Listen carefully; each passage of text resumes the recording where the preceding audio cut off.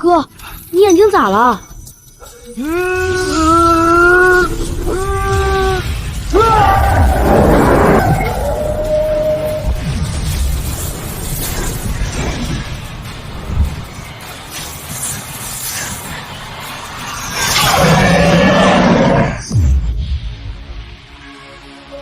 我叫于二娃，爹娘死后，家徒四壁，走投无路。须是老天垂怜，就在我最绝望的时候，我竟然拥有了某种神力，而这一切都要从半天前说起。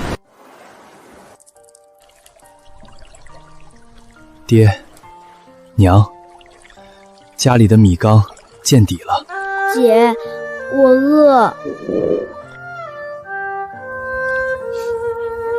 石头乖，再喝点汤垫一垫。石头，喝完哥给你买糖吃。我不喝，我要吃娘做的鱼丸。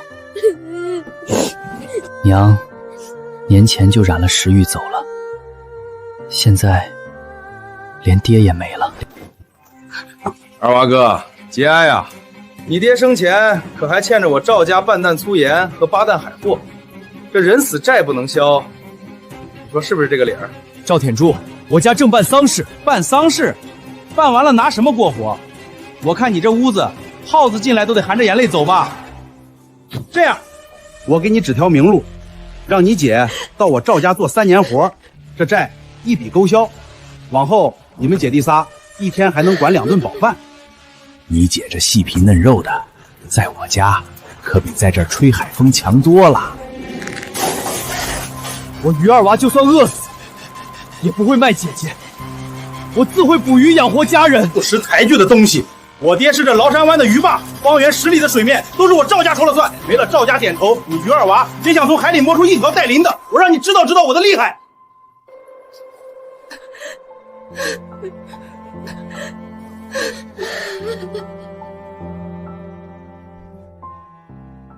白天曾看到这片湾口有海鸟成片俯冲，那是鱼群上浮的征兆。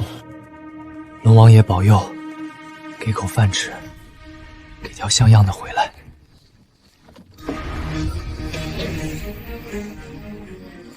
哥，你跟来干什么？我不放心。哥，我饿。等着，哥给你弄点带腥的回来。唉，这可怎么办呢？哥，你眼睛咋了？没事，哥没事。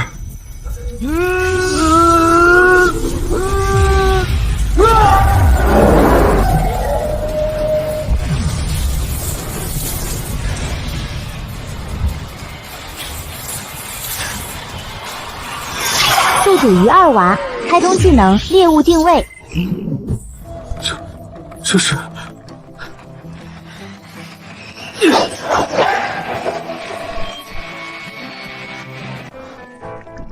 哥，你好厉害，你咋看见的？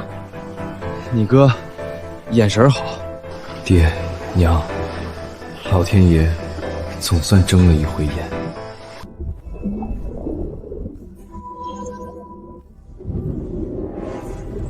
是大鲈鱼，这么大的鲈鱼，近海已经10几年没见过了。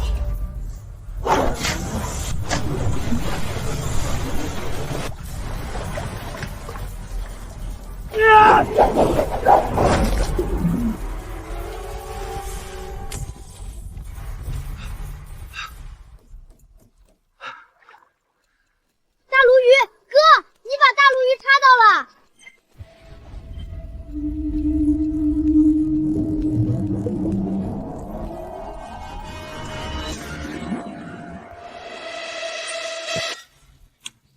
石头，今天晚上的事儿谁都不能说，一个字儿都不能说出去，连大丫姐都不能讲。咱家本来就招人眼，这事要是传出去，就是灭门的祸，你懂吗？小石头嘴最严。哥，你要是能天天插着大鱼回来，我们就不用挨饿了。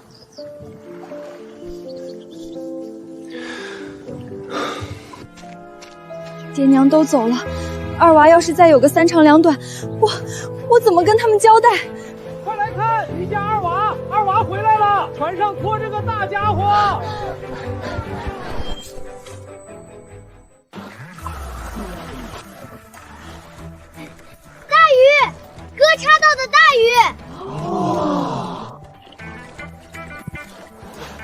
乖，这是鲈鱼王啊，起码30斤往上。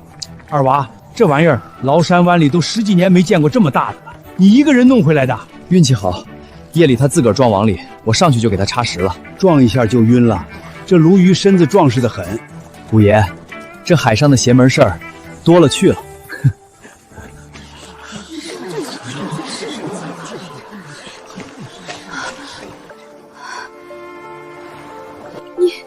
你真是不要命了！你要是再这么……姐，别怕，往后咱家的日子会松快起来的。活了20年，这是头一回被全村的人当成一个真正的人物来看待，这种感觉比船舱里那条30斤的鲈鱼要沉得多。这条鱼，我家不能独吞。村里几户孤寡老人，每家送点鱼肉过去，剩下的腌起来，给家里熬过这个冬。好小子，二娃这是真懂事儿，有出息了。可不是嘛，3个娃娃的苦日子总算要熬出头了，这孩子是顶梁柱的样子了。以前还觉得你闷不吭声的，没想到骨头这么硬，是老于家的种，好样的！以后出海有什么要帮忙的，喊你叔一声。谢谢乡亲们。都给我住手！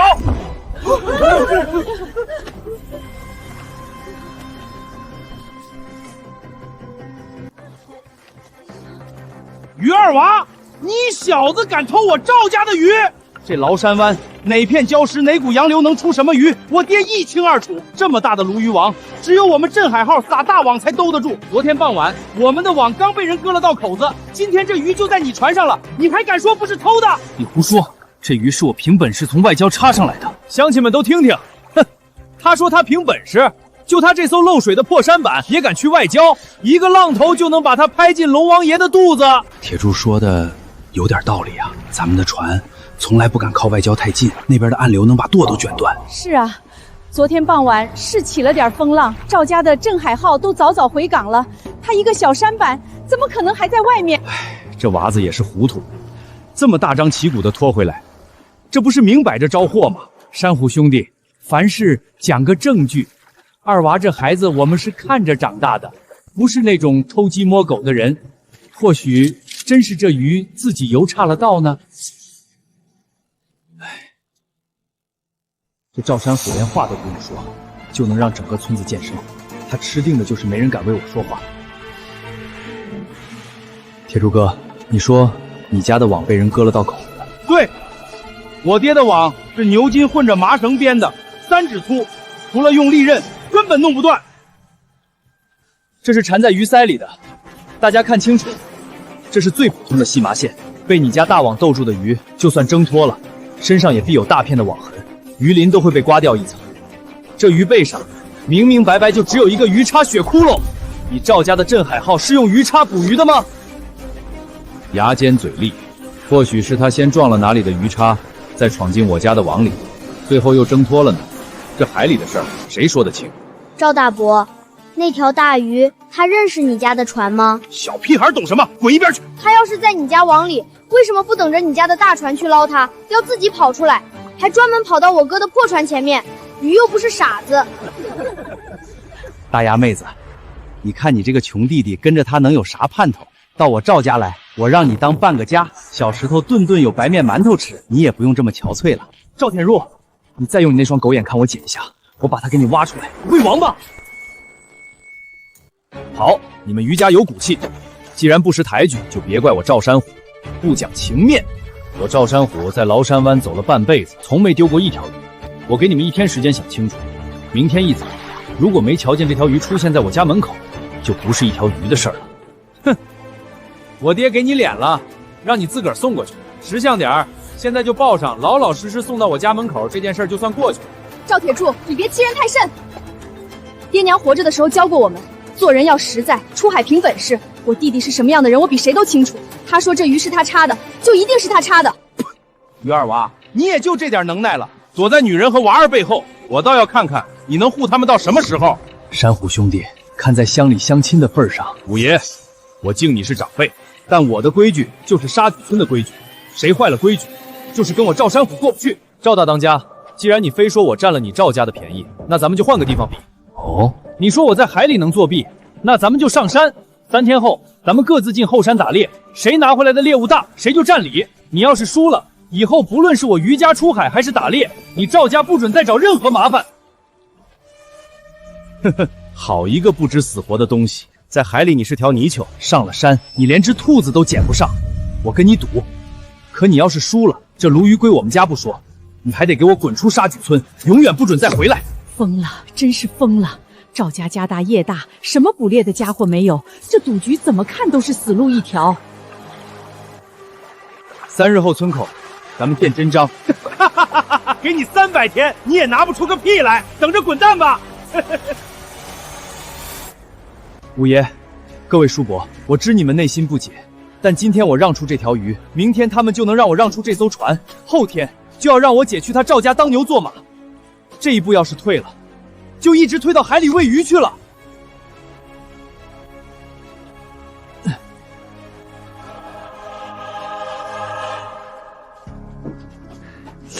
哥，我们家的大鱼真要被抢走了吗？不光抢不走，哥还要从山里给你们背个更大的回来。二娃，你是疯魔了不成？你拿什么跟赵铁柱比？人家可是有从镇上换来的养火枪，他养的鱼鹰连天上的鸟都能叼下来，你呢？你连一把像样的砍刀都没有。爹娘走得早，咱于家3口就剩下这点骨屑了。你要是有个3长2短，你让姐和小石头怎么活啊？姐，我心里有数。赵山虎是只老狐狸，他最厉害的不是枪法和鹰，是吓唬人。我既然敢应下这个赌，就一定能带东西回来。我的傻弟弟，你拿什么带回来？拿命吗？姐，我这2天跟以前不一样了。姐，大鱼本来就是赵家要抢我们的，哥没错。哥能插到那么大的鲈鱼王，他是有真本事的。姐，你信我这一回，咱把这个石头了，给石头熬一锅鲜鱼汤。锅我给你烧上，你要是输了，就别再回这个门。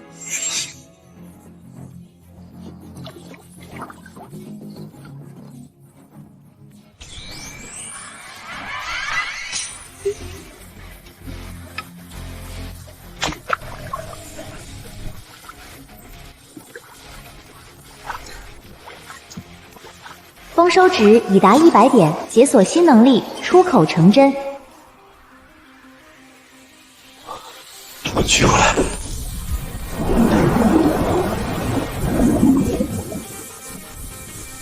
东海之林，听我号令，为我献舞！赵山虎、赵铁柱，你们的规矩到此为止。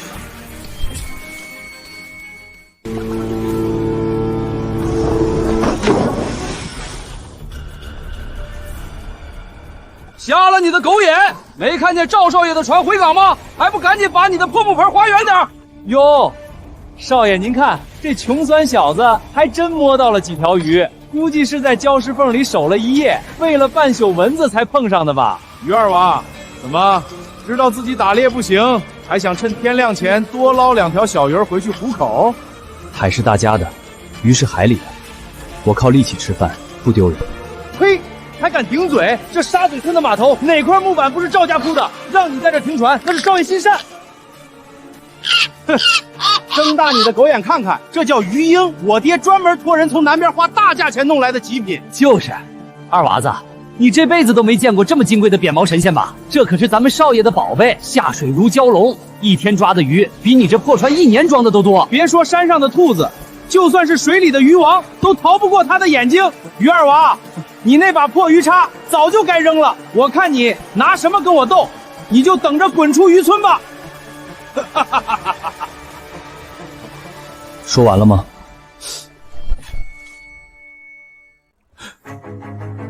没事，别挡道，我的鱼还要拿去早市换钱，没工夫陪你在这看鸟。放肆！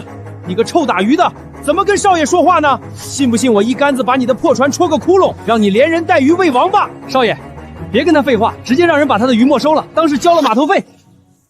于二娃，你装什么装？就凭你那把破鱼叉，也想跟我比？柱子哥的本事，我今天是见识到了。不过，也就是靠你爹买的大船，你爹雇的狗腿子，还有你这只买来的扁毛畜生罢了。你骂谁呢？谁叫的大声，我骂谁。你竟然敢在赵家的地盘上撒野，你是不是活腻了？这片乱礁滩是大海的，不是你家的。怎么？难不成每一块礁石底下都埋着你赵家的祖宗？你拜过吗？你敢咒少爷？这小子反了！我爹说的，这片礁石滩的规矩就是我赵家的规矩。我说你不能打鱼，你就连一片鱼鳞都带不走，是吗？我就是好奇，路子哥，你一口一个你爹，除了仗着你爹的船和这只扁毛鸟，你自己脱了这身皮下水，还能摸着鱼尾巴吗？还是说，离了你爹，你仗铁柱连个屁都不是？黑背，给我上，啄瞎他那双狗眼！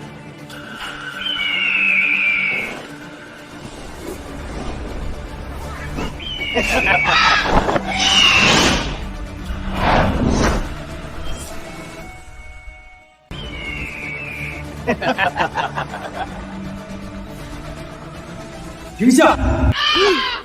少爷，这畜生是不是昨晚偷吃烂鱼肚，闹肚子抽风了？关键时刻掉链子！黑背，你装什么死？给老子起来！养你个废物有什么用？再不飞，老子今天非把你活剥了炖汤！反击！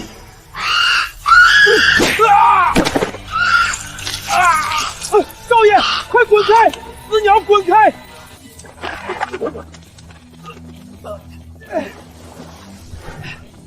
于二娃，后天你给老子等着！后天就要上山了，我得赶紧去山上找个厉害的活物，好好试试我这嘴到底能灵到什么地步。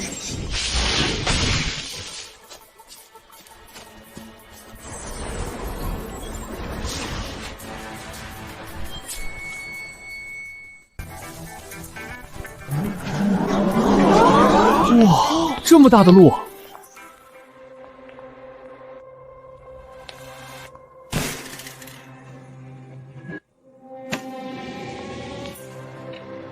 小伙子，你这是用网套的，这皮子上怎么一个枪眼一个夹伤都瞅不着？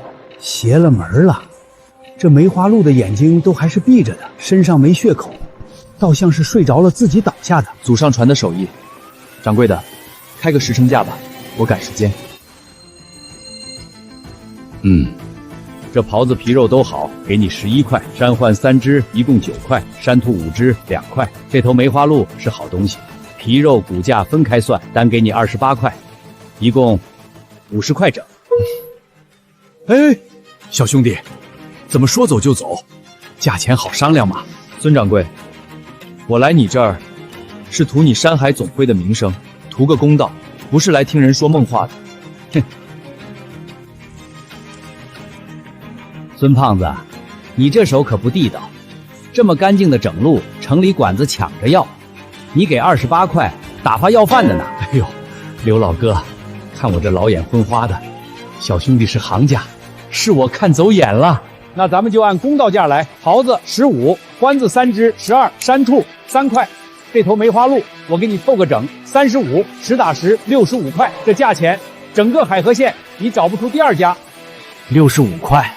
我们寻常猎户1年都未必攒得下，小兄弟，你这次可是赚大了。65块，这笔钱足够让姐姐和弟弟过上许久的好日子。孙掌柜，我这儿还有东西，你没算呢。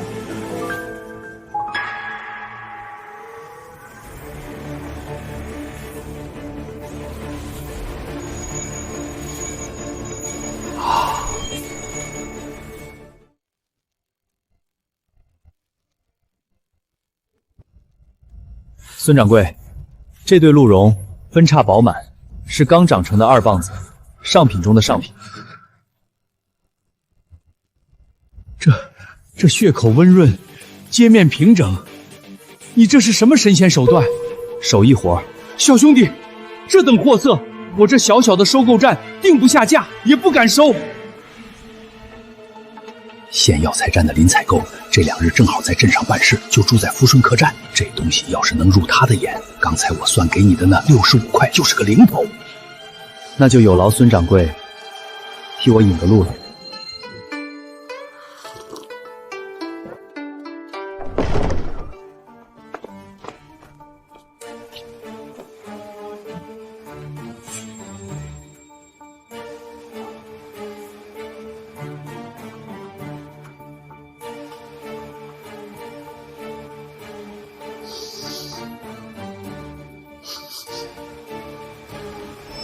郝荣，是崂山湾后面的黑风岭出的吧？林先生好眼力。我听说崂山湾那一片都由赵山虎管着，你这趟怕是不轻松吧？林先生，山是大家的，路是野生的。您是采购，只管货好不好，价钱对不对？至于这路从哪条道上下来，姓赵还是姓李，又有什么关系呢？好，有胆色，小兄弟。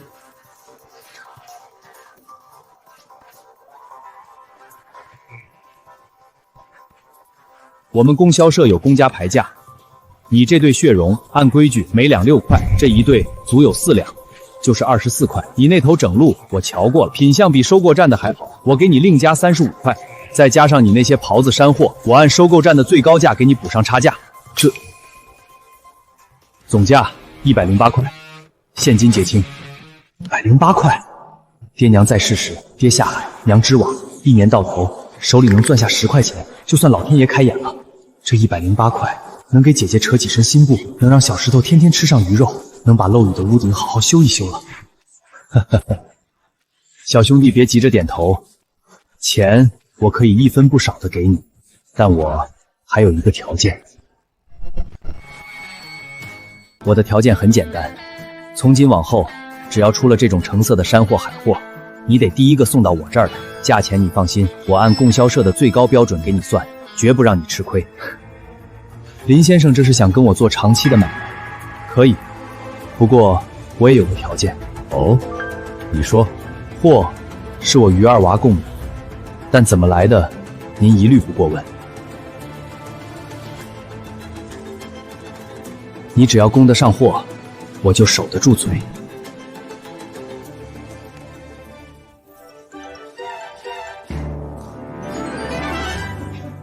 同志，买东西，地瓜干50斤，白面10斤，猪油1罐。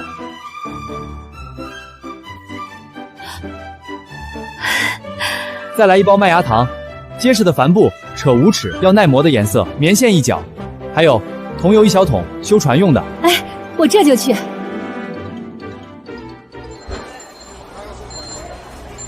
赵山虎，赵铁柱，明天的比试就是定输赢的日子。我赢的不只是一条鱼或一头野兽，我是要让大鸭出门，再也没人敢用那种眼神盯他；是要让小石头能吃上一口热乎乎的鱼汤面；是要让我们于家从此不再被轻视。这108块仅仅是个开头。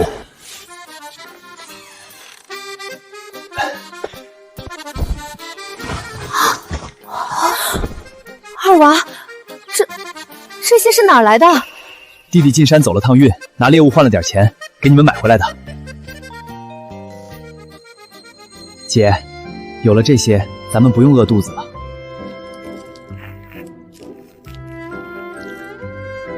哥，这糖真甜，我以后每天都要吃。姐，别老穿着这件补了又补的旧衣裳了，拿去做件厚实的罩衫，出海当风。还有这桐油，我把咱家那条破船的缝隙再刷一遍，免得漏水。姐姐看，是新棉线，这下捕鱼网就不用拆旧衣服了。不对，你跟我说实话，这些东西到底是从哪儿来的？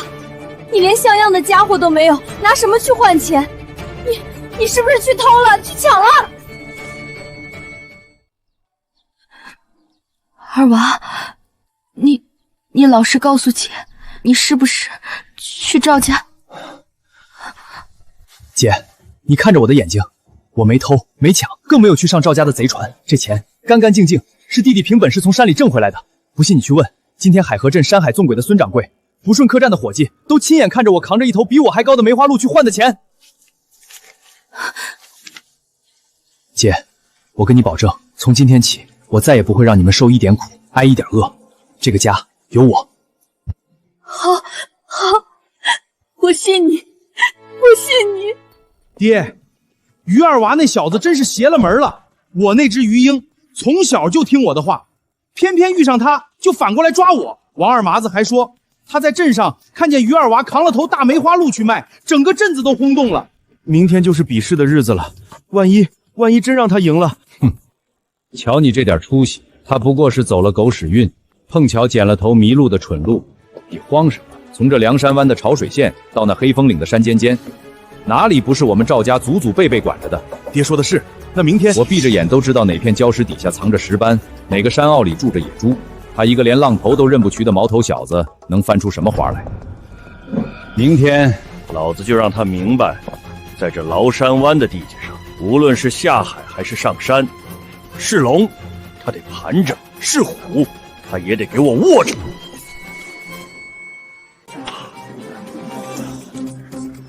这都什么时辰了，二娃怎么还不见人影？八成是怕了吧？怕了才正常。他余家祖祖辈辈都是渔民，连他爹都分不清野猪和狍子的脚印，拿什么跟赵老当家比进山？是啊，人家那是真家伙，一枪下去碗口大的洞。二娃那孩子连把像样的柴刀都没有，这不是去送死吗？于大丫，看见没？全村人都知道，你那个好弟弟就是个只会吹牛的缩头乌龟，现在肯定躲在哪个礁石洞里不敢出来了。你胡说，我哥才不会跑，我哥是英雄。英雄？就他？一个穷的连渔网都补不起的穷鬼？我哥昨天就挣钱了，挣了好多好多的钱，他还买了白面。我哥说了，要让咱们天天吃鱼汤面。哼，祖坟的青烟都冒完了，今天我看他还拿什么跟我们比。听见没？你还是别等了，早点想清楚，做好来我们赵家伺候我的准备吧。你，柱子哥，怎么，脸上的伤好利索吗？我还以为你那被鹰抓破的脸皮至少得养个10天半个月，没想到这么快就能出来乱叫了。站住！好了，人已经到齐了。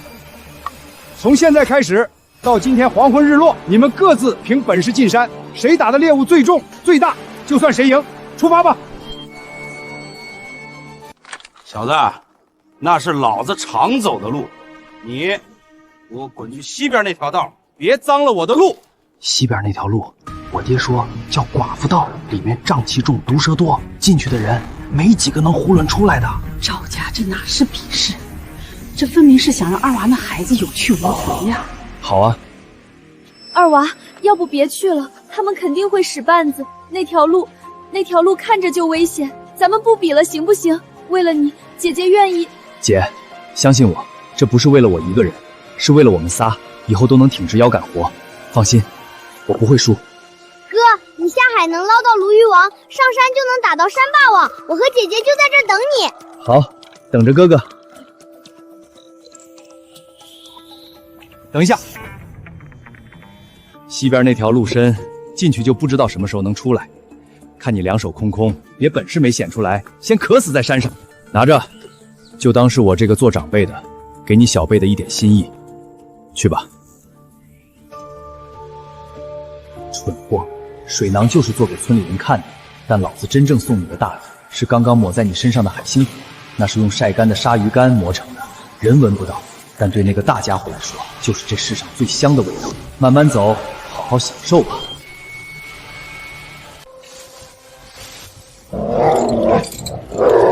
哈哈哈哈哈哈！看见没？这叫未雨绸缪。我爹早半个月就让人在这儿下了套子。于二娃那穷小子拿什么跟我比？少爷英明，那小子估计现在连根兔子毛都没摸上呢。少爷，咱把他弄死带回去，这可是实打实的功勋啊！于二娃，下辈子投胎记得找个好爹。去，把他弄上来。这狼现在是我赵体入亲手猎到的了。什么动静？那是于二娃去的那条死路。这种动静，他不是遇到山葵了吧？那小子肯定死透了。那片林子进去了就没见人出来过。走，回村。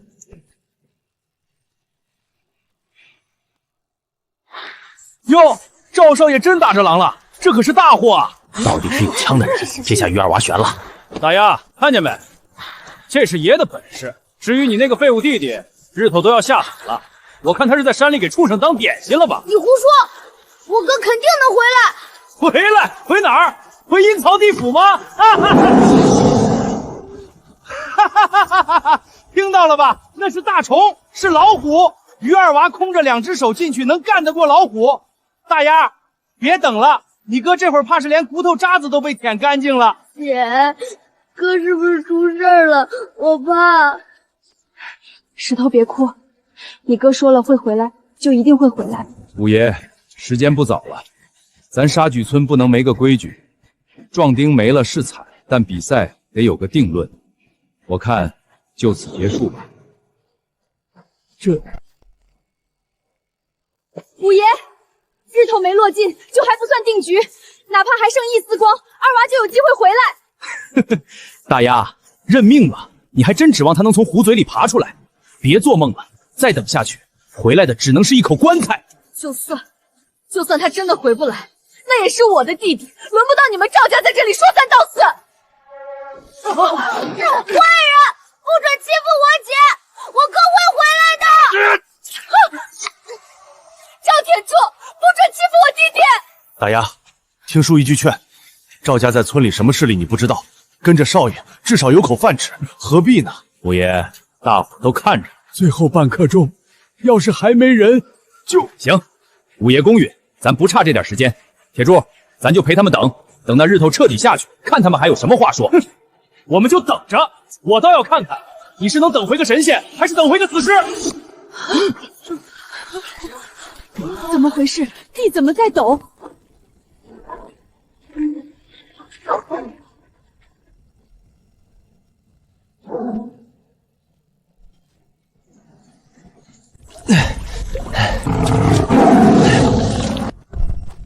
怎么可能？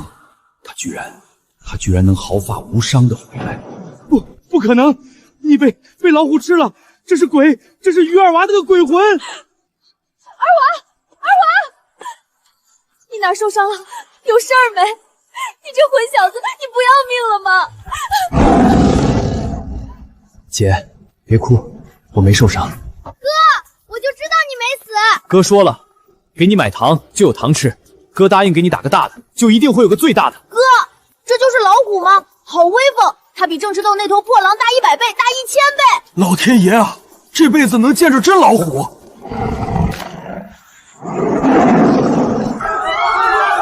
二娃竟然把活老虎拖回来了！妈呀，还是活的！别吃我！别救命啊！五爷，这局算。羞羞脸，赵铁柱尿裤子了。哎呦我的乖乖，平日里耀武扬威的赵少爷，今天可算让大伙开了眼了。小声点，少爷在叫，这叫被虎威给震，跟咱们尿裤子可不一样。笑什么笑？都给我闭嘴！谁在笑，我让我爹砸了他家的船！丢人现眼东西！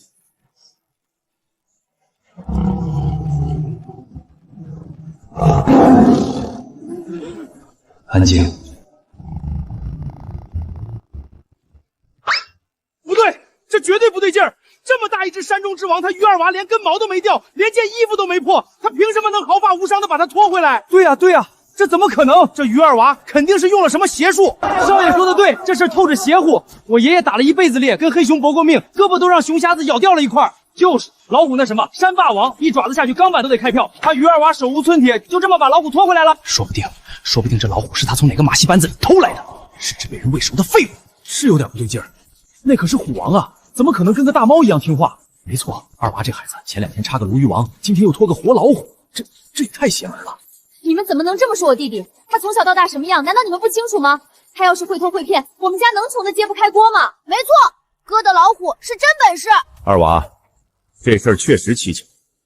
你要是不给乡亲们一个说法，今天这老虎你拖回来了，也算不了数。说法？好，我给大家一个说法。五爷，您老人家眼神好，您过来瞧瞧这领子上粘的是什么东西？这是海星粉，山里的大虫闻着这味儿，能从10里外赶过来。我说呢，那畜生怎么会专门冲着二娃去？是有人想害二娃。赵大当家，早上您给我送水囊的时候，给我整理衣领时，全村的人可都看着呢。胡说！我看你这是栽赃。要不是这海星粉把这大家伙给引来，追了我一下午，把他累得够呛，不然我也没机会把他打晕了拖回来。说到底，还得多谢赵老爷送的这份大礼。我哥最厉害，把山大王都斗累了。赵老爷，您怎么能下这种黑手？我弟弟要是有个三长两短，您让我们娘儿几个怎么活？海星粉的事儿先放一放，但这场比试输赢已经摆在眼前了。张舔胄猎了一头狼，二娃猎了一头大虫，这虎比狼大10倍不止。按规矩，这局二娃赢了。慢着，五爷，我儿子这头狼，狼牙能助药，狼皮能做褥子，狼肉能下酒，能立马变现。可他这只老虎呢，是活的，谁敢收？一文不值，甚至还是个祸害。论价值，他输了。没错，我的狼能换钱，你的虎屁都不是，你输了。对，没错，我老虎没价值，于二娃输了。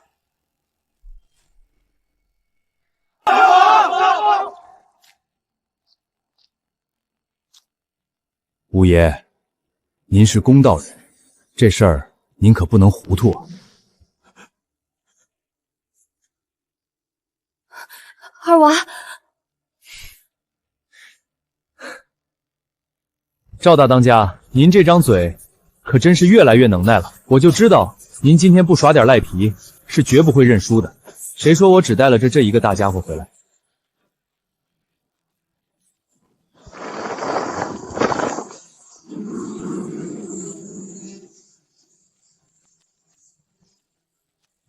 这是人参！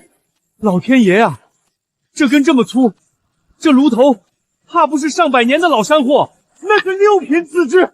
我爷爷活了80岁，又见过巴掌一半大的，这不可能！黑风岭那边几10年没出过这种货色了。炉丸紧密，体态丰满，须根金黄，这是开了灵性的100年老参啊！二娃，五爷我这辈子见过的山货海货不算少，但这一堆东西放在一起，价值比一座宅子都不止啊！你这是怎么找到的？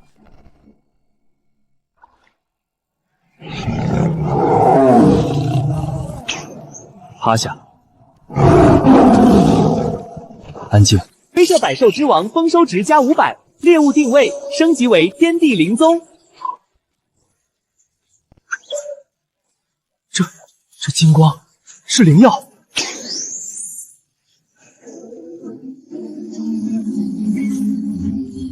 满山灵药。二娃，这些宝贝你是怎么找到的？被老虎追的时候，不小心滚下了一个山坳，醒来就看到他们在我手边了，算是老天爷保佑吧。大黄，你肯定是偷的！再说了，今天比的是猎物，是打的，这些是挖的，不算。没错，我们当初约定的是猎物，这些药材虽好，但不在赌约之内，谁敢给你价？况且没人收，没人买，再金贵的东西在咱们这儿也是一堆财，所以这赌约还是按猎物算。如果有人愿意把他们当成这次比试的猎物，一起收了呢？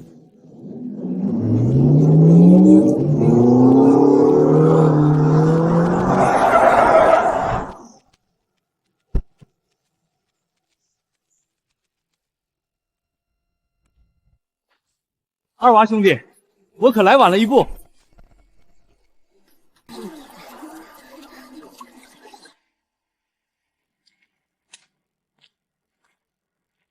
哎，这谁呀？怎么开着铁壳子车来的？你瞎了？那是镇上供销社的林大主任，镇上所有山货海货的定价全凭他一句话。咱们村长去镇上想请他喝杯茶，人家连门都没让进。二娃怎么会认得这种大人物？二娃兄弟，我刚在镇上结完上笔账，听说你在这儿有大动作，这不紧赶慢赶，总算没错过。林大哥，东西都在这儿了，火虎1头，老山参和紫梨几株，您给长长眼。林兄弟，你这是给我准备了一份大惊喜啊！好家伙，皮毛水滑，骨架宽大，这是一头正当壮年的雄虎。二娃兄弟，你知不知道省城的动物园正到处悬赏找活体华南虎？这玩意儿绝对不能按斤两算，这是无价之宝啊！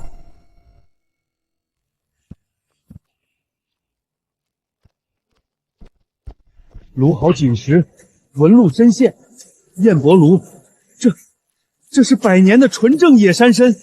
我在这行干了20年，亲手过的百年参，一只手都数得过来。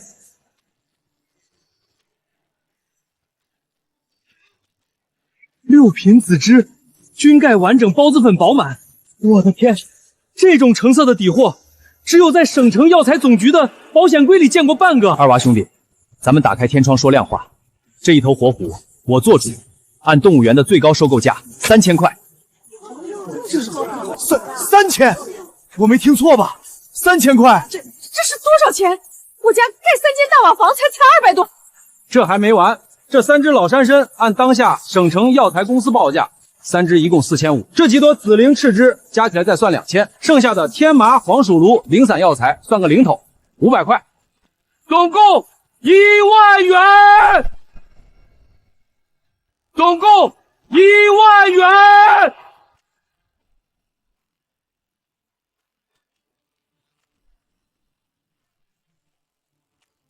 1万块，我没听错吧？我打一辈子鱼，1年到头勒紧裤带，才攒个200-300。二娃这一趟比我不吃不喝干50年。我真不是个东西，刚才还说二娃是偷的抢的，谁家偷能偷来一头活老虎？这是真本事！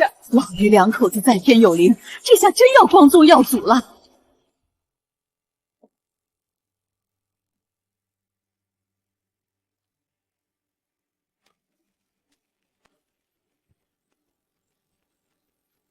原来1万块长这样了，我这辈子连1沓都没摸过。老子做了一辈子霸道生意，见过的最大数额也就是2000块，可这个穷小子转眼间就赚了1万。赵天柱，你看见没？这才叫真本事！你有这么多钱吗？哼！以后你再敢欺负我和我姐，我哥分分钟买10个你这样的。爹娘，你们看见了吗？二娃出息了，咱们家再也不用求人了。姐，咱家以后的好日子才刚开头呢。于兄弟，钱货两清，这老虎我等会儿就装车拉走，药材我也一并带回。以后但凡你手里有好东西，第一个想到林大哥。赵大当家，我家欠的债，咱们今天当着全村的面结一结。1年前，你带着人上门说我爹借了你8档海货，我妈哭着求你宽限几天，你说利滚利欠了10块，最后你搬走了我家的铁锅，还从我妈手上强撸走了她唯一的银镯子。哎，是有这回事，当年赵家确实做得绝了点。今天我于二娃替我爹把这债还了，10块的债我10倍奉还，100块，够不够你的本儿？够不够你的力？够不够抵回我妈那只银镯子？从今往后，您走您的阳关道，我过我的独木桥，我们老于家的门槛，您再不要踏进半步。我姐我弟，你也最好绕着走，否则我于二娃今天能拖回一头活老虎，明天就能拖回别的东西。行，愿赌服输，今天这事儿是我赵山虎技不如人，这100块我收下了。各位乡亲都看着，今天的赌约是二娃赢了，愿赌服输，我赵山虎说话算话，以后2家恩怨一笔勾销。一个于二娃，老子竟然栽在你一个毛头小子手里，这口气老子咽不下。你以为搭上了林采购就能在沙嘴村横着走了？做梦！爹，之前肯定来路不明，那老虎说不定是闭嘴！丢人现眼的东西，给我走！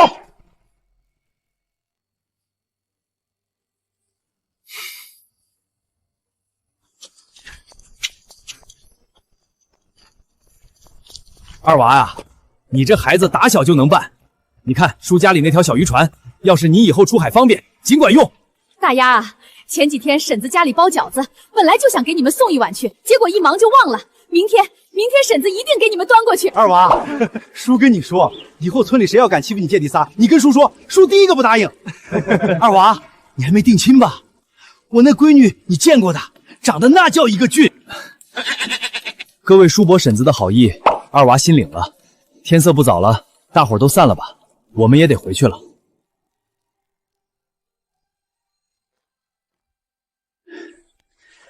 这孩子不一样了，老于家要起来了。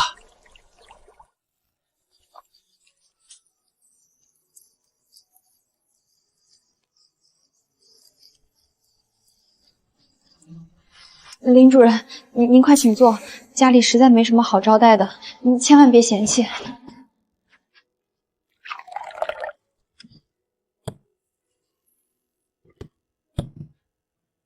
哈哈，大丫姑娘客气了，我常年在乡下跑，也是苦出身，不讲究这些。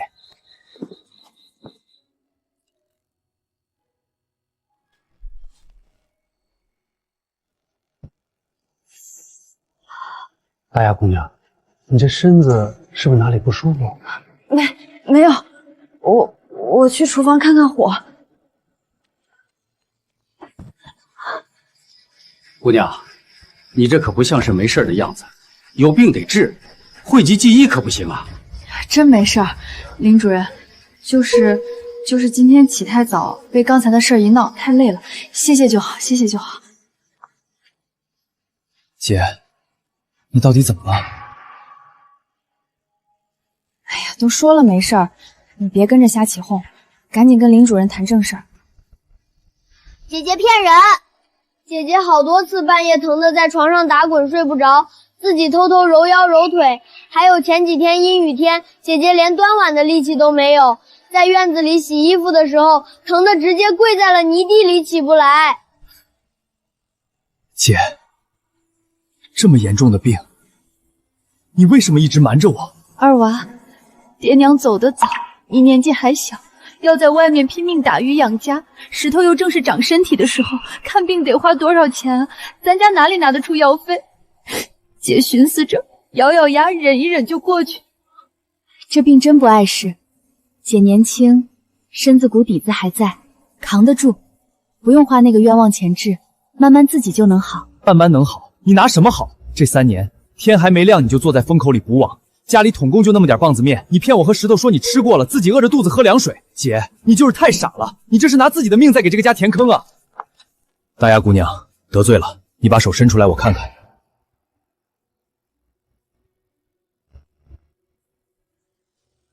我老林走南闯北，也见过不少疑难杂症。依我看，你们常年在海边住，屋子里湿气本就重，你又长期干活吹海风，寒气早就透进了骨缝，这是极严重的风湿寒症。这病年轻时还能靠气血硬顶，一旦年纪大了，寒毒攻心，轻则关节变形，重则下半辈子就只能瘫在床上，落下终生残疾。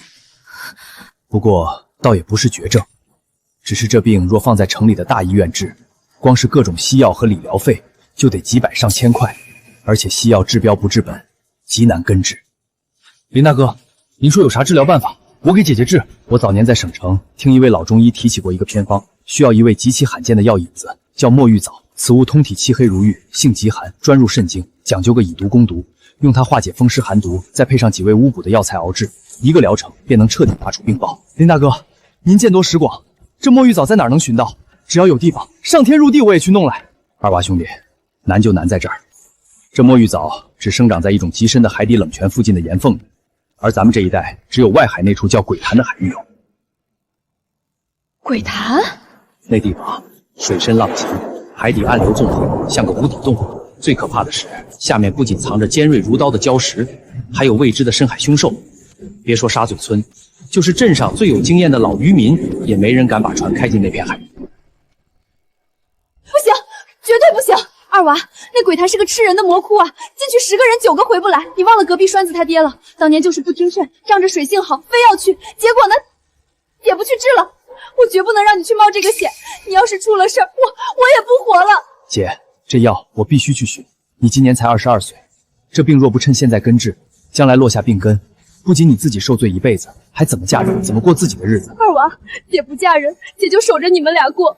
姐宁可疼一辈子，在床上躺一辈子，也绝不能看着你去送死啊！爹娘走得早，临终前把你和石头托付给我，我如今有手有脚，要是连亲姐姐的病都治不好，眼睁睁看着你瘫痪，我将来到了地下，有何颜面去见咱们的爹娘？姐姐不疼，二哥不去，石头去抓鱼给姐姐按药吃。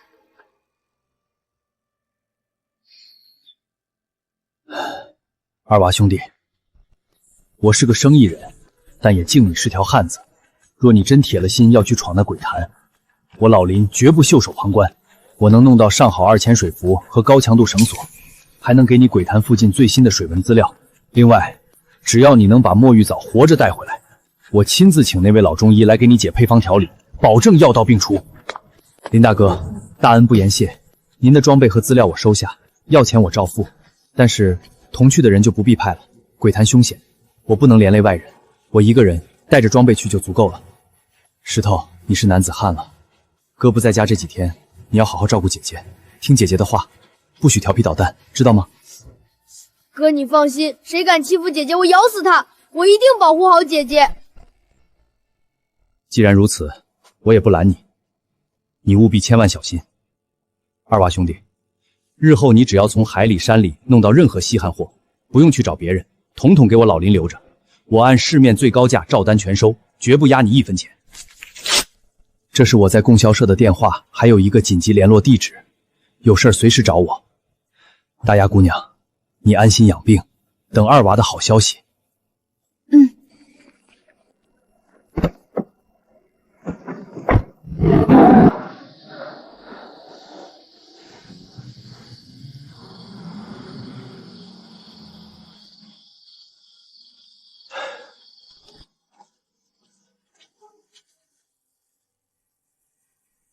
二娃，那鬼潭说是水下有暗流，还有吃人的海怪。姐，大夫说了，你这病拖得太久，普通的药只能吊着命，要想拔除病根，只有鬼潭底下长着的那株墨玉藻才行。姐不治了，姐就这么熬着也行。你今天跟那头巨虎拼命，姐的心都快从嗓子眼跳出来了。你要是为了我去鬼潭再有个3长2短，你让我和石头怎么活？哥，你别死是不要哥。瞎说什么呢？你二哥我现在可是有大造化的人，连山里的百兽之王见了我都得趴下。区区一个鬼潭，能奈我何？不一样，那是海里，水火无情啊。姐，你看着我。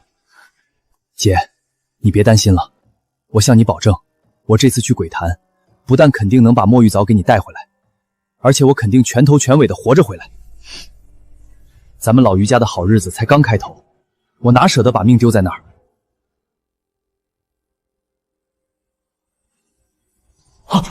好家伙，这穷小子还要去鬼潭寻药，谁不知道那鬼潭是个有去无回的死人坑？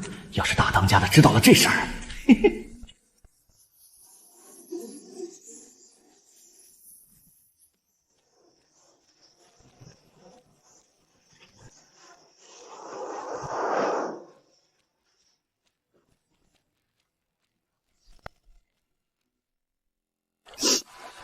包里有我半夜起来给你烙的几张面饼，还有煮的几个海鸭蛋，你带着路上垫肚子。底下我还塞了一件我缝补好的旧夹袄。海里水凉，那鬼地方更是邪门，你千万别贪身。要是觉得冷了，憋不住气儿了，或者瞧见什么不对劲儿的，姐，我知道。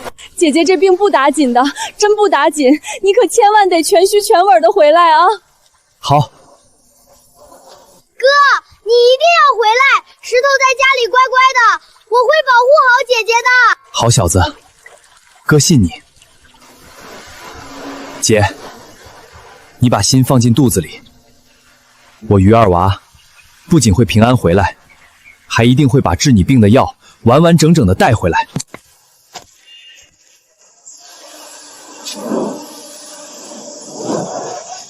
二娃子真铁了心要去。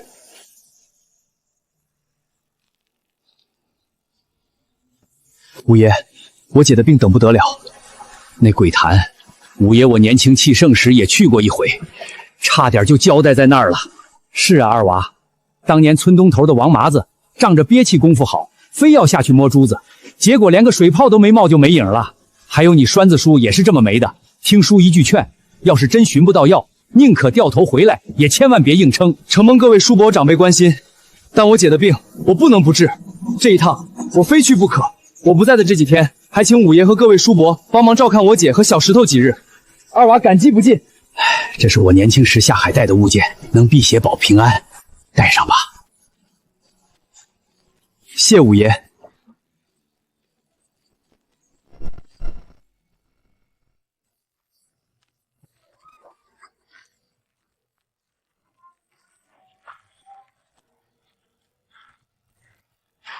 大丫啊大丫，这几年我都没仔细看，你可是越长越水灵了。赵铁柱，你来我家干什么？滚出去！哎呦，这么大火气干什么？哥哥，我可是看你跟着那个穷鬼弟弟天天吃苦受罪，心疼啊！今儿个我赵铁柱是大发慈悲，特意来接你去我赵家享福的。做梦！我死也不会去你赵家。死？别急着死啊！你还指望你那个不知天高地厚的蠢货弟弟回来救你？我告诉你，他敢去闯鬼潭，那就是去找死。那地方进去10个，回不来9个半。他现在怕是早就喂了海里的王八了。我劝你趁早死了这条心，却实在踏实些。乖乖跟我回去做个小妾，还能过几天吃香喝辣的好日子。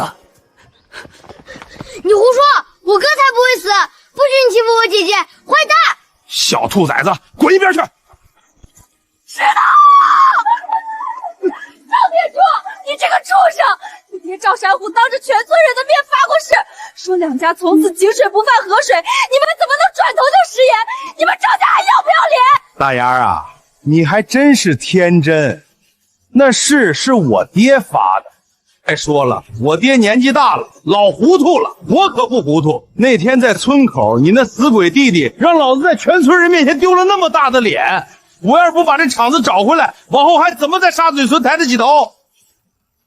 给我砸！把这破院子给我砸个稀巴烂！让他姐弟俩好好睁开眼看看，得罪我赵家是个什么下场！坏人，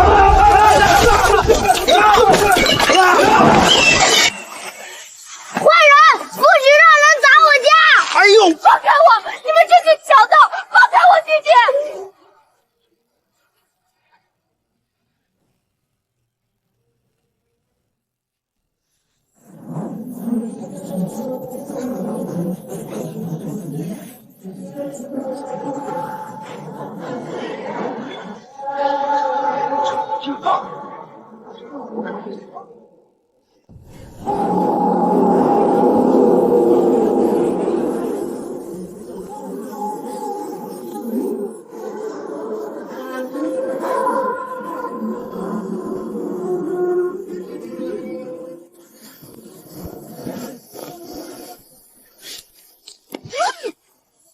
这一趟，我必须下去。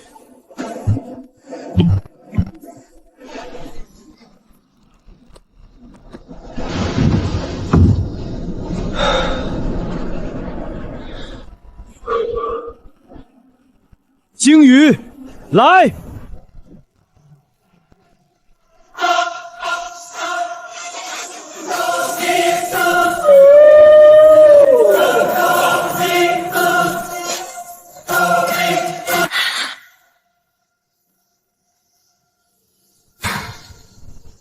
带我下去找墨玉子。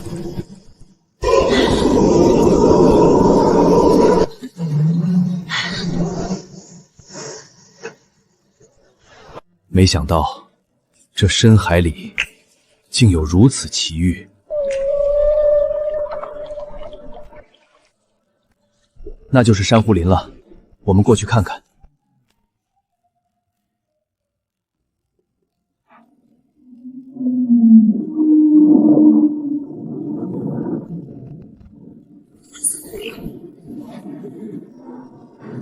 我到了。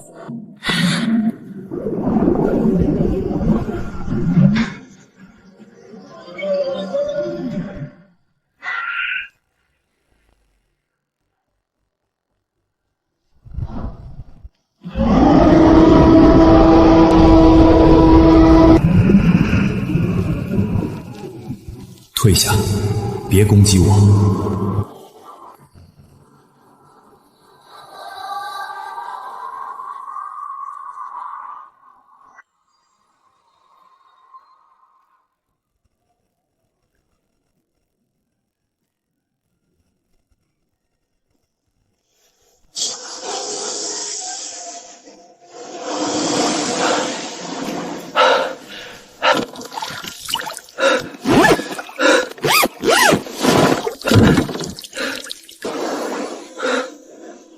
姐，你的病有治了。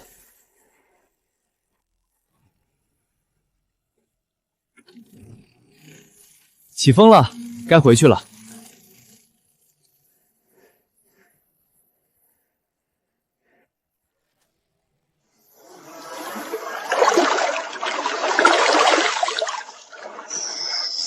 这是什么稀罕物？竟然是发着金光的物品，应该也是个宝贝。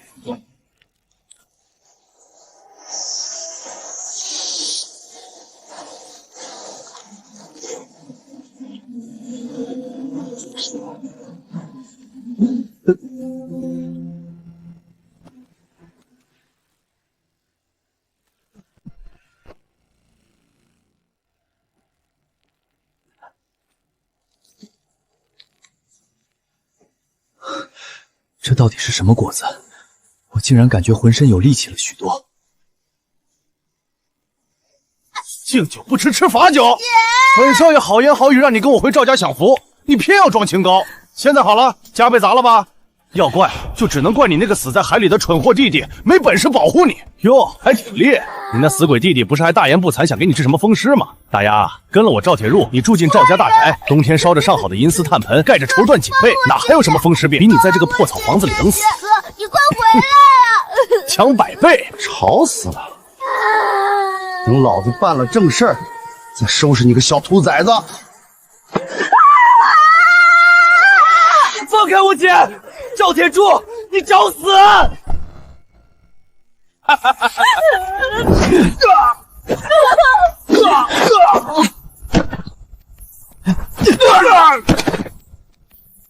哥，你回来了！于二娃，你居然活着回来了，这怎么可能？鬼潭那地方让你失望了。阎王爷嫌我命硬，不收。赵铁柱，你欺负我姐，打伤我弟，砸我的家，今天你要不给我个满意的交代，就别想从这院子里走出去。你少在这里装腔作势！我赵家在沙抓村横亡了几十年，岂是你一个臭打鱼的穷鬼能动得了的？你今天要是敢动我一根汗毛，我爹明天就带着人让你姐弟仨在沙抓村没有立足之地。你爹，你那个当着全村人的面发下毒誓，说两家井水不犯河水，转头就被你这个不孝子糟践了誓言的爹，你赵家现在还有什么脸面在沙嘴村横行霸道？那是老东西自己答应的，与我何干？总之，你今天敢碰我一下，就是与整个赵家为敌。好啊，那我今天就让你好好睁开狗眼看看，我于二娃到底怕不怕你赵家？阿牛，你瞎了吗？还不上，给我打死他！出事了，本少爷顶着。于二娃，你死定了，你打不过阿牛的。识相的现在就给我跪下磕头认错，把我鞋底舔干，否则今天就让你姐弟仨陪着你一起进土。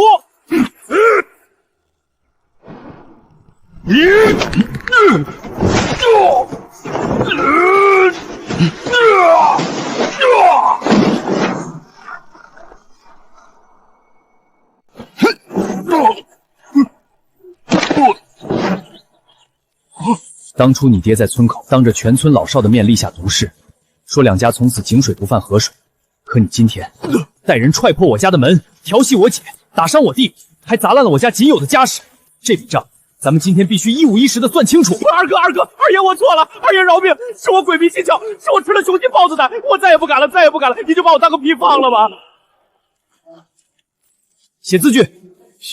写什么？写下你今天干的种种龌龊事儿，还有砸了我的家，打伤我弟，赔偿100块，少一个子儿，我今天就卸你一条胳膊。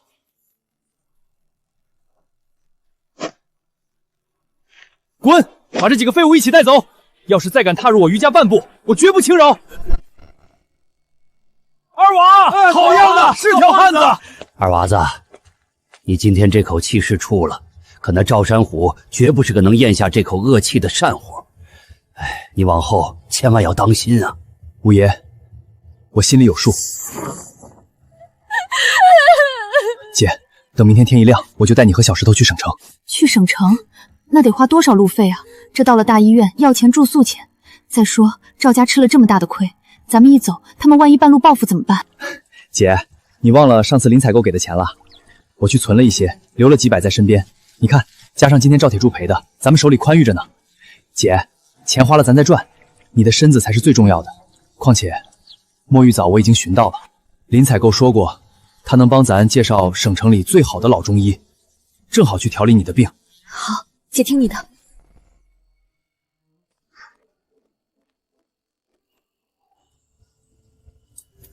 极品啊！这色泽，这幽光，二娃兄弟，你真把这宝贝从鬼潭里捞出来了。侥幸，林大哥，去省城的事儿，你放心，我马上安排咱们供销社的大卡车送你们去医院和周老大夫那边，我这就去电话联系。爹啊，你可得为儿子做主啊！那于二娃简直不是人，阿牛那身板被他单手就给撂翻了，他还在全村人面前逼我写认罪书，打的是您的脸啊！废物！连个穷打鱼的都收拾不了，我养你有什么用？下了一趟鬼潭，不仅活着回来了，还长了这么大的本事。这小子绝非池中之物，留着他，迟早是我赵家的心腹大患。老吴，我收到消息，于家那小畜生今天雇了车要带他姐去省城看病，你立刻去安排几个手脚干净的死士，在半路上把他们接住。老爷的意思是一个不留，手脚麻利点，给我做成坠崖的意外。老爷放心，我这就去安排。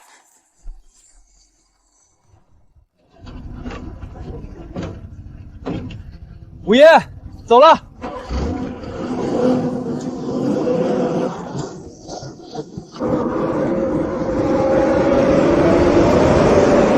快看，好大的树！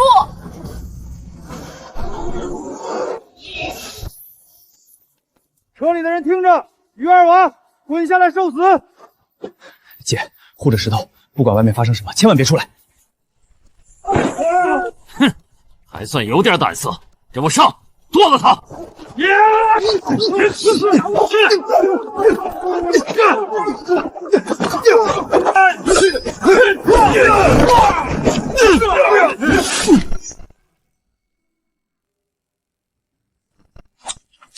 姓于的，你再敢动一下，老子就先崩了车里的女人和孩子！你敢！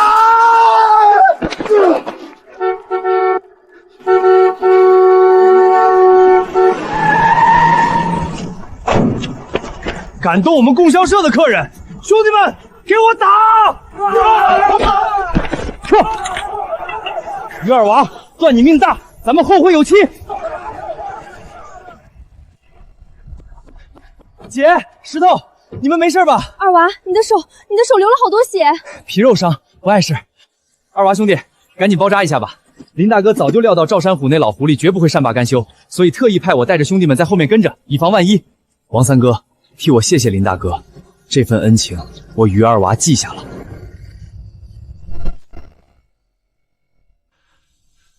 哥姐，你们看那灯怎么是红的绿的，还会自己眨眼？二娃，这人也太多了。别怕姐，有我在呢。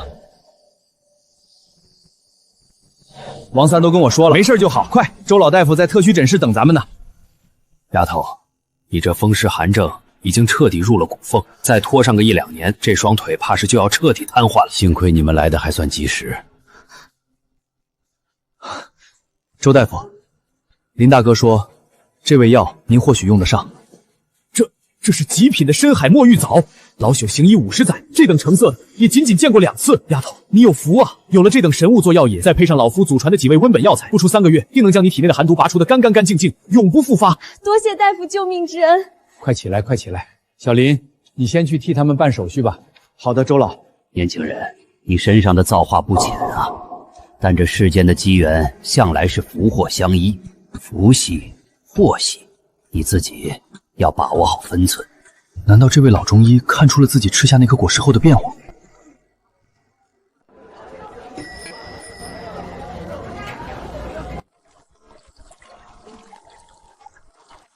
二哥，你看，那房子怎么那么高？比咱们村后面的大礁石还高。省城里新鲜玩意儿多着呢，以后二哥慢慢带你看。糖葫芦嘞，酸甜糖葫芦。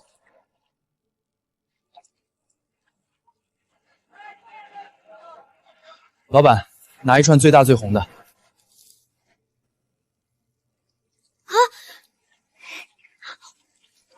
真甜，比上次吃的麦芽糖还甜。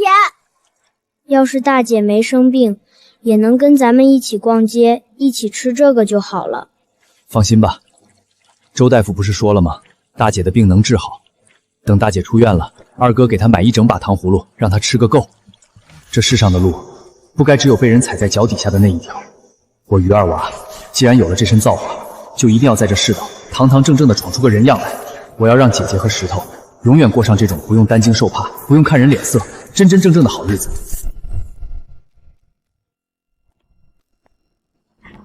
老爷失手了，半道上杀出一群供销社的愣头青，于二娃他已经平安进了省城了。废物，一群饭桶！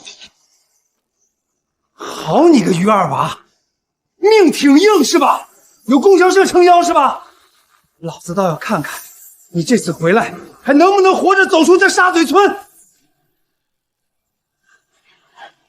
去，给我联系黑虎帮，我要让他知道，得罪我赵山虎是要家破人亡的。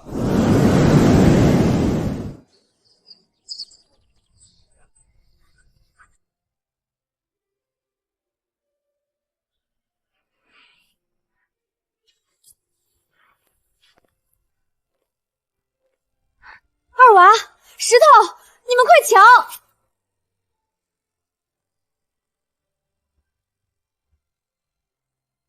哎，二娃，我这腿今天早上醒来竟然一点也不酸痛了。以前在村里稍微起点海风，这骨头缝里就像有成千上万根针在扎一样。现在你看看，我感觉这身子骨轻快的简直像换了个人。周老大夫用那墨玉藻配的药，简直是神药啊！太好了，大姐全好了，大姐以后能背着石头到处跑了。姐，你这才刚建好，骨头还没彻底长扎实呢，你瞎逞什么强？赶紧的，回床上躺着去。二娃，为了姐这病，你去了鬼头那种吃人的地方，连命都豁出去了。姐这条命是你硬生生从阎王爷手里抢回来的。姐，咱们是打断骨头连着筋的亲姐弟，你说这些见外的话干啥？只要你能好好的，只要咱们一家人能平平安安的凑在一块儿，让你弟弟我去干啥，我都乐意。哎呦，这是怎么了？活见鬼了！比鬼还可怕，是黑虎帮，那帮活阎王又放野兽出来咬人了，快跑吧！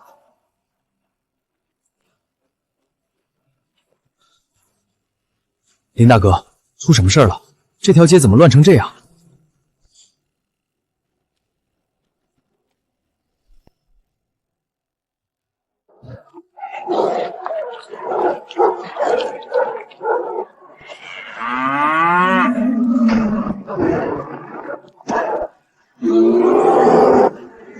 治安队前后派了3批人马去围剿，全被那些发狂的野兽给冲散了，死伤惨重。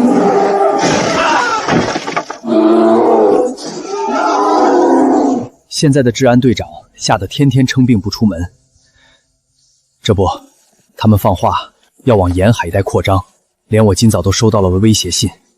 这帮人要是再不出，咱们这地界就彻底完了。旁人怕这些发狂的野兽，可我有出口成针的技能，最不怕的就是畜生。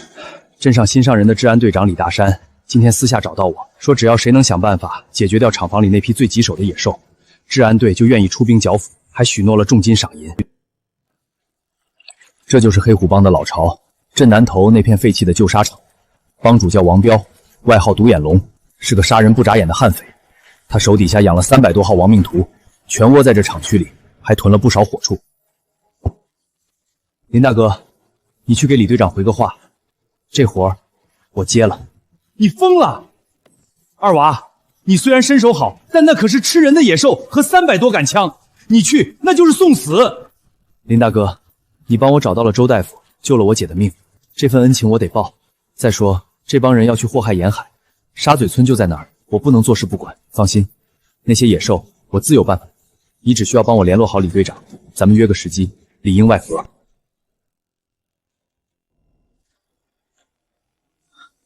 二娃兄弟，前面大铁门就是暗哨了，兽笼设在最里头的3号车间，你一个人真行吗？嘘，等我的信号。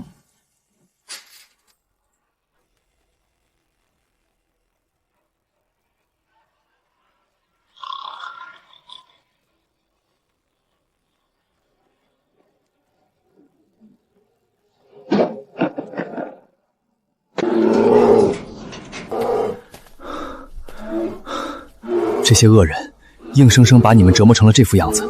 你们听着，从今往后跟着我走，离开这里，不再伤人，我任你们有。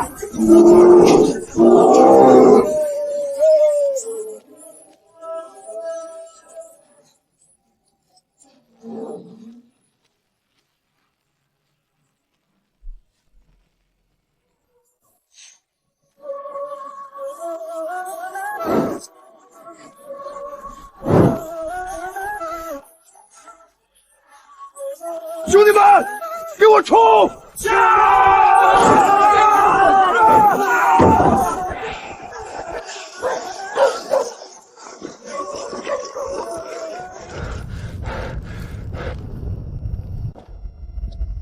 哟，我当是谁呢？大半夜的来踹我王某人的场子，原来是李大队长啊！黄彪，你走私贩私，纵受伤人，今天你的死期到了，赶紧放下武器投降！投降？李大山，你也不看看周围到底是谁包围谁？就你带的这20几只臭鱼烂虾，够我塞牙缝的吗？你别猖狂，这镇上还轮不到你一个土匪说了算。既然你们天堂有路不走，地狱无门偏来投，今晚就全留在这儿吧！听到了吗？去把老子的宝贝们全放出来，告诉那些畜生，今晚有新鲜的活人肉吃。好嘞，今晚让兄弟们看一出好戏。你脚底下踩屎了还是见鬼了？退什么退？老子让你去开门放野兽，你个没用的废物抖什么？出来了，自己出来了。什么自己出来了？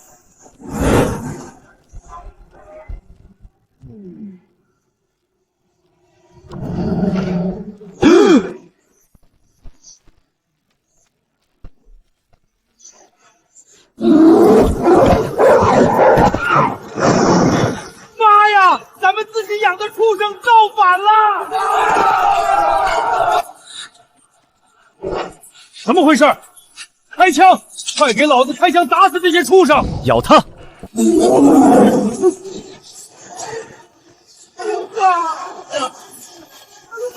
命啊！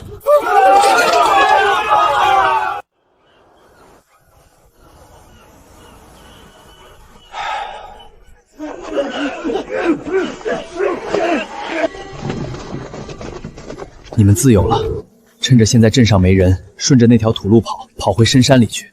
记住，再也不要被人利用，更不要去伤害无辜的人。去吧。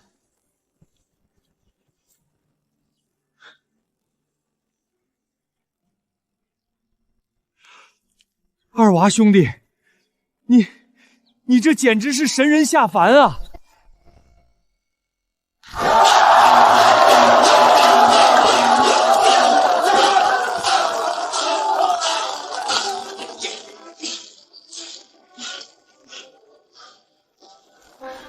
二娃壮士，你联合治安队端了黑虎帮，救了全镇百姓。这块金匾还有这些钱是你应得的。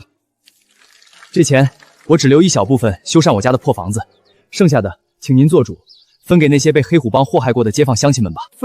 分给咱们，我那被王彪砸烂的摊子，这是有救了。活菩萨，于兄弟是咱们全家的活菩萨呀！我那被黑虎帮逼债打断腿的当家的，终于有钱抓药了。好，不贪财不怕死，这才是顶天立地的真汉子。于二娃，好样的！咱们镇上受了黑虎帮多少气，倾家荡产的都不在少数。于家这后事不但替咱们除了害，连拿命换来的赏钱都舍得分给大伙儿，这得多大的胸襟啊！恩公受咱们一拜呀，老天开眼，恩公长命百岁呀！大爷，快起来，使不得！乡亲们受苦了，二娃也是穷苦人家出身，知道大伙儿的难处。这些日子大伙儿被祸害的不轻，这钱本就是给大伙儿救命用的。好，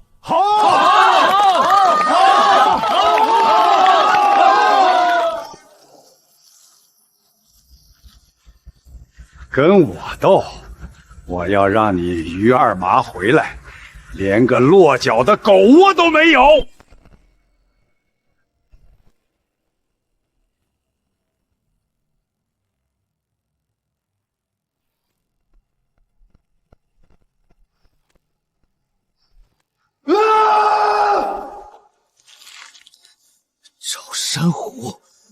不惹你，你竟敢烧了我家的房子！你这是要绝我老于家的根！二娃，出什么事了？你这脸色怎么跟要吃人一样？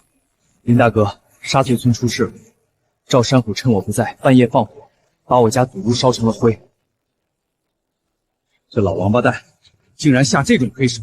二娃，你别急，我这就去给治安队的李大山挂个长途电话，让他带人去抓他。不用，这是我跟赵家的私仇，借别人的手平不了我心里的火。林大哥，现在我还得再麻烦你一次。我姐的病刚见好，受不得半点刺激。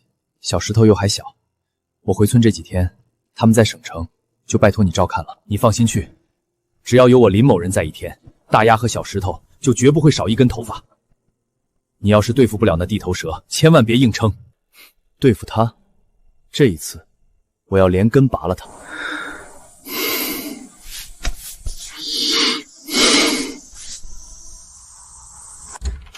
姐，石头。二娃去哪儿了？刚才大夫来查房，说我恢复得好，再过半个月就能出院回村了。那可太好了，姐，我刚跟林大哥商量点事儿，咱们村那个渔业合作社马上要收网了，有笔大账得我亲自回去核对一趟。怎么这么急？你这阵子跑前跑后都没好好歇过。没事的，姐，就是点买卖上的琐事，我回去处理几天就回来接你。石头，二哥不在，你在这儿要听大姐的话，不许淘气，听到没？二哥放心，我可是男子汉，我保护大姐。行，姐，那我这就去赶快镇上的班车了，你们好好的。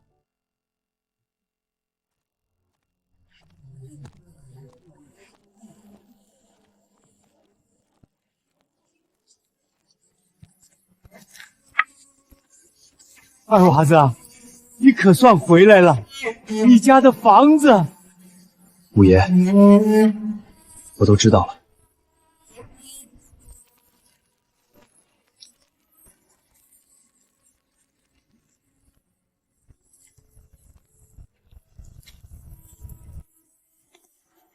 姓于的，你还真敢单枪匹马闯我们赵家？你当这是什么地方？哼，于二娃，你别以为你在镇上出了点风头就能回沙咀村撒野。我告诉你，在这村里，我赵家才是规矩。规矩？趁我不在，半夜放火烧我祖屋，这也是你赵家的规矩？你少血口喷人！房子着火那是天灾，是你老于家平时作孽太多，遭了天谴。你那破木头棚子自己走了水，你凭什么赖在我头上？拿不出证据，老子今天就告你个敲诈勒索！哈哈哈哈！赵山虎啊，赵山虎，你还真是不到黄河心不死。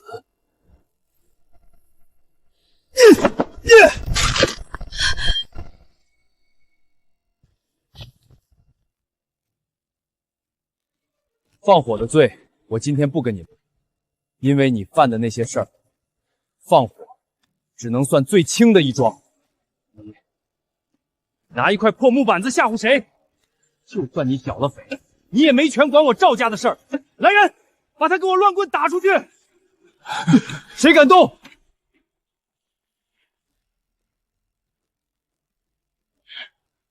这是我在黑虎帮老巢王彪的保险柜里搜出来的账本。这不可能！赵山虎，你表面上沙嘴村的首善，背地里却这些年暗中给黑虎帮供货销赃。你利用黑虎帮的黑钱，在村里放高利贷，逼死了村头老李家3口，又强占了南湾的10几条渔船，桩桩件件，这上面不仅记得一清二楚，还有你按下的红手印。假的，都是你伪造的！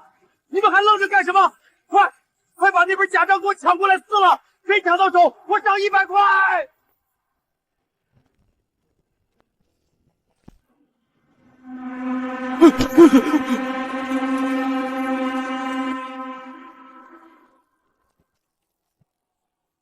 我看谁敢动！老山虎，你涉嫌勾结土匪，走私黑货，图财害命，你的好日子到头了！给我把这群畜生拿下！不关我的事儿啊，长官，都是我爹干的，我什么都不知道啊！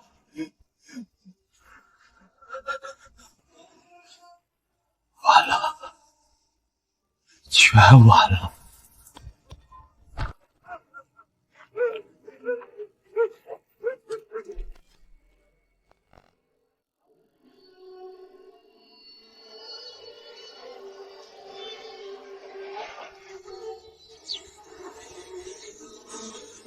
人之初，性本善。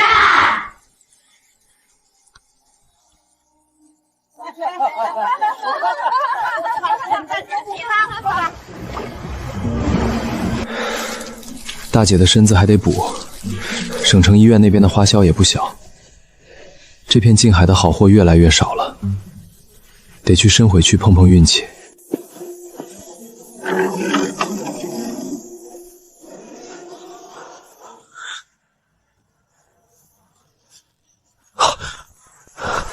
这么大一片宝光，这底下到底藏着什么大家伙？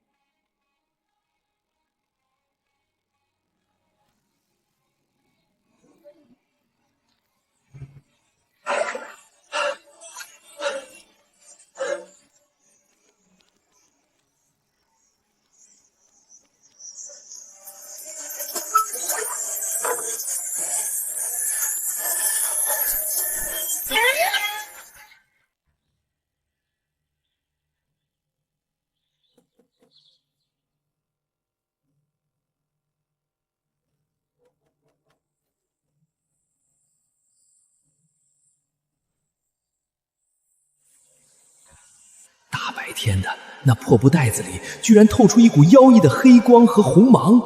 好家伙，这穷小子手里绝对攥着稀世珍宝，大造化呀！这消息要是卖给钱老爷，老子下半辈子就不用愁了。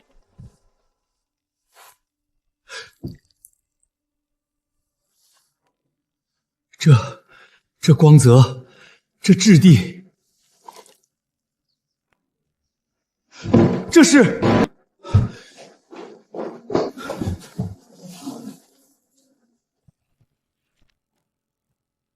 二娃，你到底去哪儿了？你知不知道你带回来了什么？林大哥，这东西很值钱。何止是值钱，这是传说中的千年车鱼秘境。书中记载，这种秘境汇聚海眼灵气，1000年方能生成一处。这叫夜明黑珠，一颗便价比城池，古代只有皇帝才配把玩。还有这雪域珊瑚，这是入药的圣品，传说吃下去就能续命延年。你说的那个金色海螺，那是海中边中，是古时的极品贡品啊。二娃，一旦这个枭走漏半点风声，全天下的贪婪之徒都会扑向沙嘴村，到时候你、我，甚至整个村子都会死无葬身之地。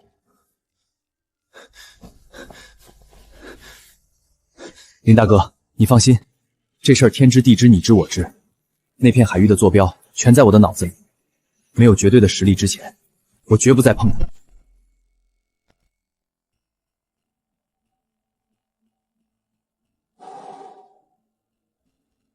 于先生，沙嘴村风景 very good， 我们是地理考察团。于二娃，麦克斯威先生可是远东最大的珠宝商，他很欣赏你们这片海域的风景。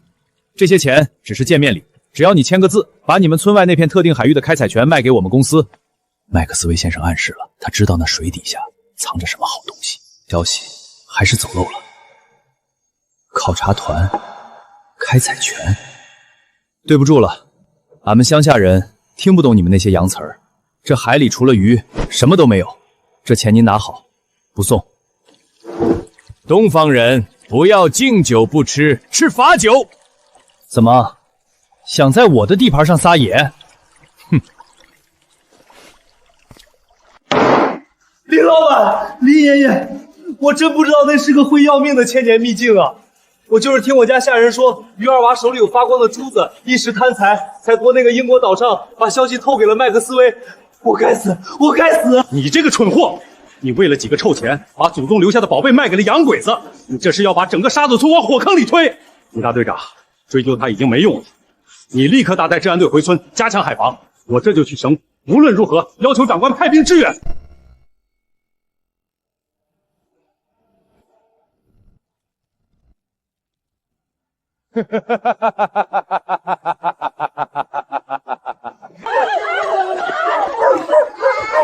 都给我站住！好，能跑到哪儿去？那是咱们祖祖辈辈打鱼糊口的海，底下埋着的是咱们老祖宗的根。今天让出1寸，明天他们就能骑在咱们脖子上拉屎。是个站着撒尿的，就拿上家伙跟我去海滩上守着，绝不能让外人染指1寸。二娃，省府长官震怒，已经调派了海防舰队的2艘巡逻舰南下，可是路途太远，最快也要2天才能到达。洋人的船队明天一早就会压境，咱们这些破铜烂铁，在洋人舰炮面前连3牙缝都不够啊！这是必败之局。2天的时间差，硬扛确实是死路一条，但洋人不懂，这片海到底听谁的？岸上的人听着，限你们半个时辰内交出秘境的具体位置，否则我的大炮会让你们的村庄从地图上彻底抹去。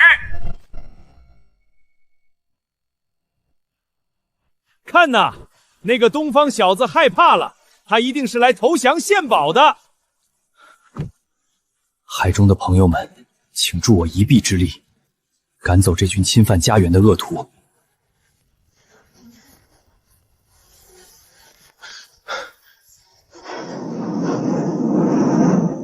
Oh my god！ 开火！快开火！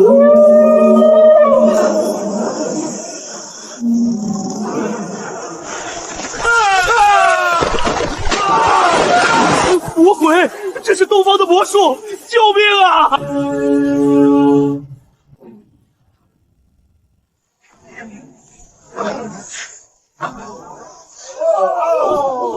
谢谢你们，快回去吧。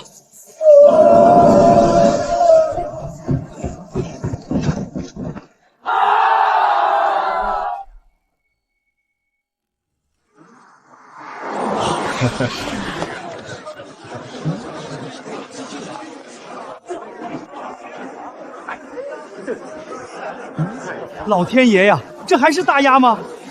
这气色看着比城里的大小姐还要水灵，这病算是彻底除根了。老于家是真的翻身换文凭了。姐，哎，石头长高了，也结实了。二娃，姐，欢迎回家。咱家的新房子我都盖好了，就等你回来了。